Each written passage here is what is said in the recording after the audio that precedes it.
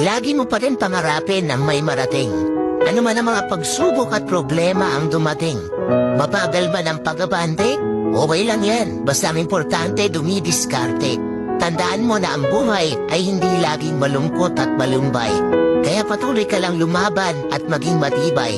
Dahil darating din ang araw, lahat ng plano mo sa buhay ay magtatagumpay.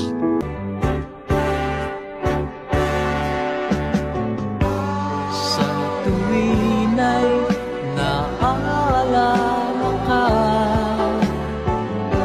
sa pangarap laging kasama ka. Huwag mong husgahan ng isang tao bisa uri ng kanyang trabaho. Katulong man yan, karpintero, basurero, o kahit ano pa ang trabaho, basta marangal. Dahil hindi naman batayan ang trabaho. Hindi